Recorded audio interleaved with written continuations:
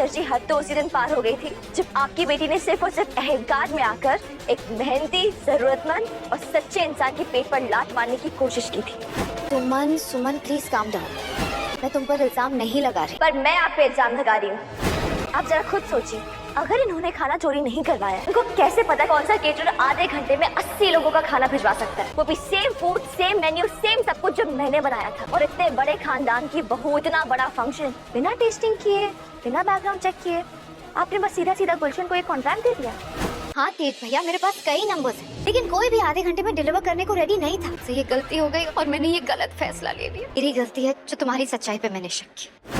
तुम अनप्रोफेशनल नहीं हो, तुमने अपना सारा काम अच्छे से किया, सब कुछ अच्छे से बनाया। लड्डू बहुत अच्छे बनाए थे, सीरियसली बहुत स्पेशल थे। लेकिन मेरी एक ही रिक्वेस्ट है, अब ये सब बंद करो, नेक काम होने जा रहा है, गॉड से इसमें कोई बाधा मत आने दो। सुमन इंदौरी सीरियल में फिलहाल हमें काफी एक्साइटिंग ट्रैक देखने को मिल रहा है। जी हाँ दोस्तों, आपको बता दूं कि कहानी में अब तक हमने देखा था कि भाई किस तरीके से यहाँ पर सुमन जो है तीज की एंगेजमेंट सेरेमनी में खाना लेकर बिल्कुल रेडी होती है, खाना बिल्कुल सेट है, सब कुछ बिल्कुल परफेक्ट तरीके से चल रहा था। लेकिन अचानक से सुमन के सामने एक बेहद बड़ी मुश्किल आ गिरती है। जी हाँ, कहानी में हमें देखने को मिला है कि जैसे ही सुमन खाना लेकर तीर्थ के घर पर पहुंचती है, तभी यहाँ पर सुमन को एक बेहद बड़ा झटका लगता है। जी हाँ, जैसे ही सुमन कार से उतरती है तो वो देखती है कि ट्रक में अब उसका खाना है ही नहीं। जो भी खाना वो लेकर आई थी वो खाना अब चोरी हो चुका है। और ये देखने के बाद तो भाई सुमन के पैरों तले जमीन खिसक जाती है, सुमन के होश उड़ जाते हैं। भाई वो 80 लोगों के लिए 56 भोग बनाकर लेकर आई थी और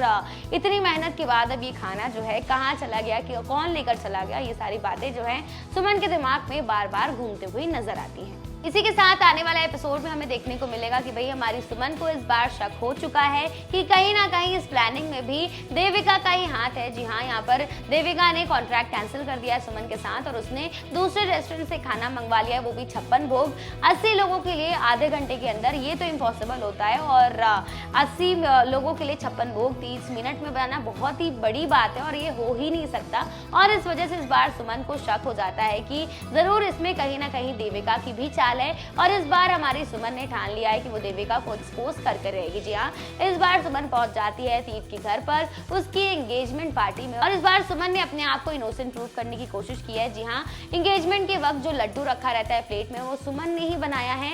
ये इस बात का प्रूव होता है क्योंकि जब लड्डू टूटता है तो उसके अंदर से एक लेटर निकलता है जिसमें लिखा होता है तीर्थ लव कृतिका और ये जानबूझकर हमारी सुमन ने उसे सरप्राइज देने के लिए किया था। उस लेटर के पीछे सुमन इंदौरी केटरर्स लिखा होता है और ये पढ़ने के बाद तो भाई ये बात तय हो जाती है कि सुमन का ही खाना है ये। और यहाँ पर अब सुमन ये ट्राई कर रही है सबको बताने का कि इसके पीछे देविका की ही जाल है। अब इसी के साथ आने वाला एपिसोड में ये देखना इंटरेस्टिंग होगा कि क्या इस बार सुमन अपने आप को इनोसेंट प्रूव कर पाएगी और क्या इस बार वो देविका को घर वालों के सामने एक्सपोज कर देगी या फिर कहानी में कोई नया ट्विस्ट आएगा।